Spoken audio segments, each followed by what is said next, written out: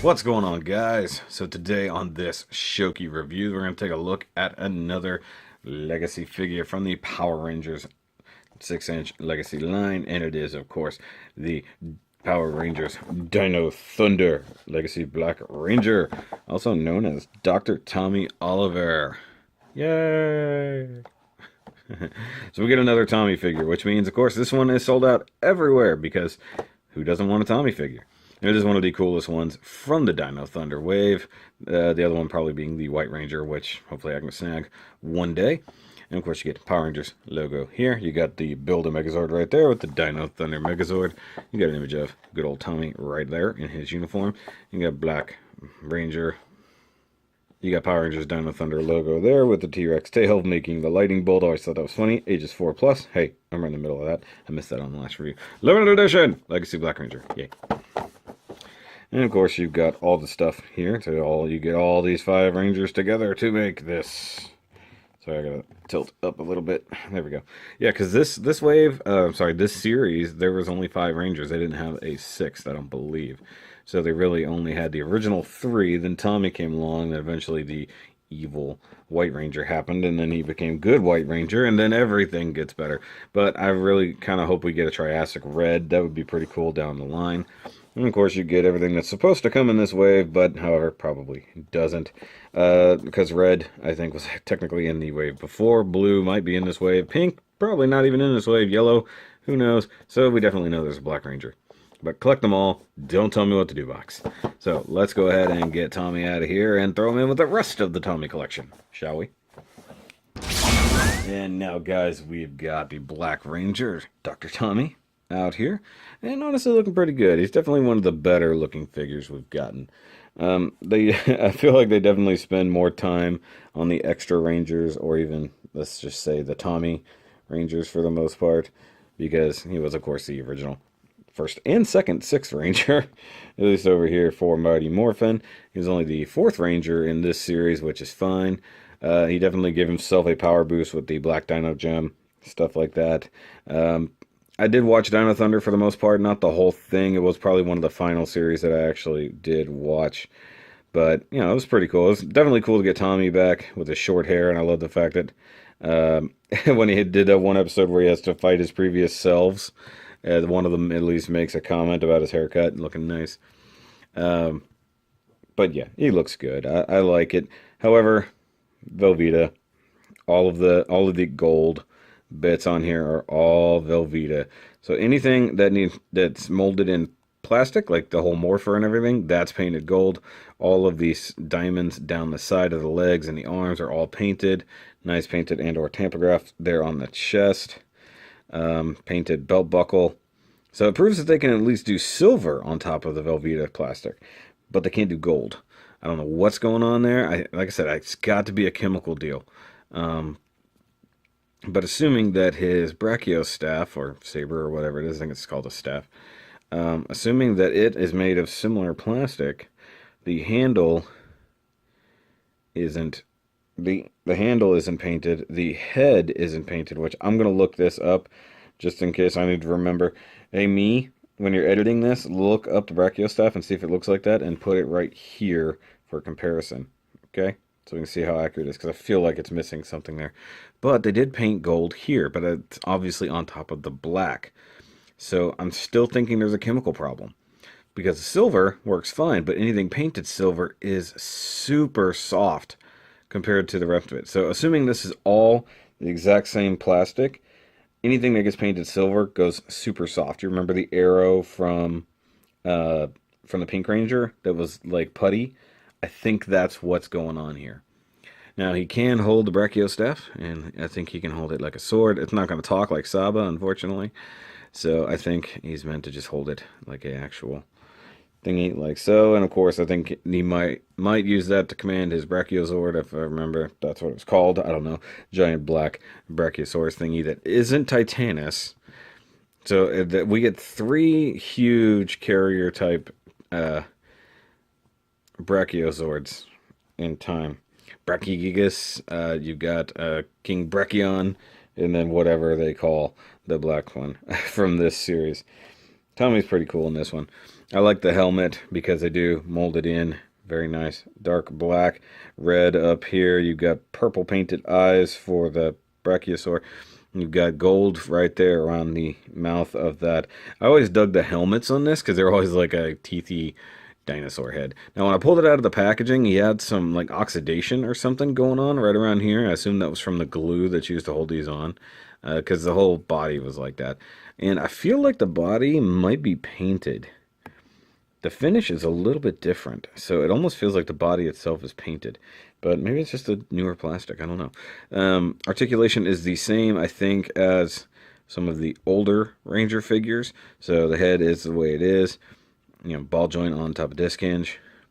Shoulders are ratcheted. Biceps do the thing. Same double jointed elbow as ever. The wrist is the same, however, this is molded differently. So that's all new mold and all new thing. The morpher looks like it's glued on. The chest has the really deep front crunch, but no rear crunch, which is a little bit weird, but I'm okay with it. It looks like they limited it. Waist articulation is the same.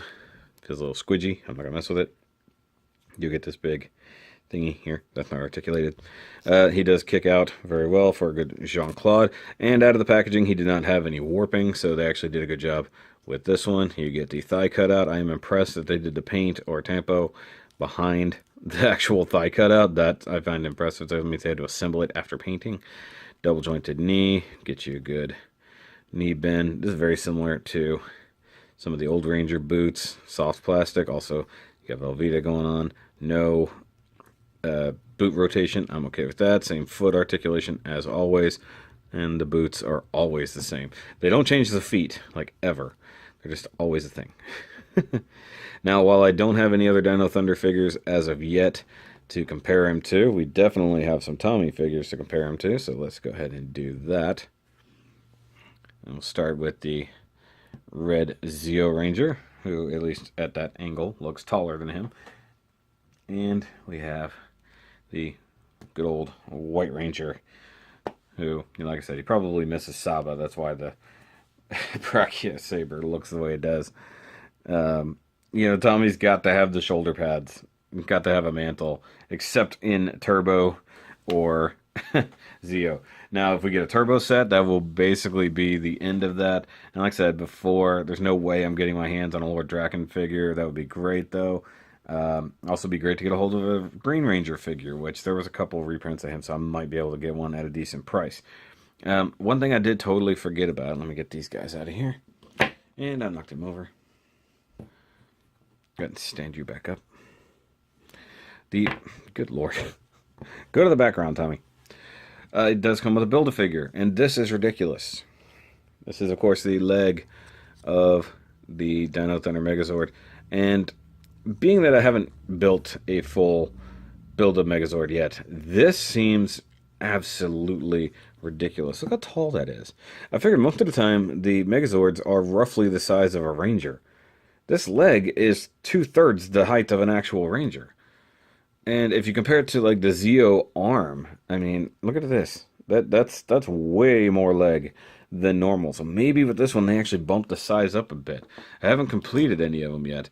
Now I did play around with it and tried to see if I could actually install this leg on the Zeo Megazord, but I mean if you look at it, that is super tall. And like I said, I thought they were all roughly about 6 or 7 inches maximum. This looks like it's going to be about 8 inches tall. I'm really considering Dino Thunder line. I know where I can get a Red Ranger, and I know I can get a Blue Ranger, and down the line I can probably get the green, or the yellow, I'm sorry. And I definitely want a white, for sure, because he's the coolest one. And one last comparison that I have here, because, well, he's still out on the desk. The other black and gold Ranger with the staff. Go ahead and bring that here with the Gold Ranger. Now, am I going to repaint this one? I don't know, maybe. He's not supposed to be super bright, shiny gold. Like I said, if I can replicate this gold, I might. I don't know. I mean, he's not as off-putting as, say, the Zeo Rangers. Just because it's not a glaring difference. Unlike this guy who was horrendous. This is not as bad. It's not great, but it's not as bad. Now, if I can just get the Gold Ranger to stand totally, it'd be great. And actually, having totally black boots makes it different because almost all the other ones have white. I actually really do dig that. It looks like almost looks like a black skin suit for him. And somebody remind me that's a slightly better Power Rangers fan than me at this point in my life. Why was he stuck in his uniform for a while? Like he couldn't unmorph. I know there was a time where he was stuck like that, but I can't remember why. But somebody let me know in the comments. But that's going to be it for this review, guys. I hope you have liked it. If you did, give me a thumbs up. If you're new here, hit subscribe. We're at just under 1,900 subscribers as of filming this video, and I want more. And I'm appreciating every new person who does find me. So if you're new to my channel, definitely like it and subscribe. And of course, if you like my channel a whole lot, go ahead and check out the Patreon, which will be right here on the screen. And you can become a patroneer like John, Andy, Steve, and Kolby, and that only allows you to see videos a little bit early, sometimes exclusive content, and also the ability to pick some of the stuff I review. So, and if you guys want to check out some Shoky merch, right here on the screen as well. And now through the end of May, all merch, both on my own store and the Lupus for Lupus store, up here in the thing, all go to the Lupus for Lupus charity that goes on, like I said, till the end of May. So if you want to do that and help support a good cause and get some really cool shirts or anything else, by all means, do so. I'll catch you guys on the next review. And remember, as always, Tommy's awesome. Bye, guys.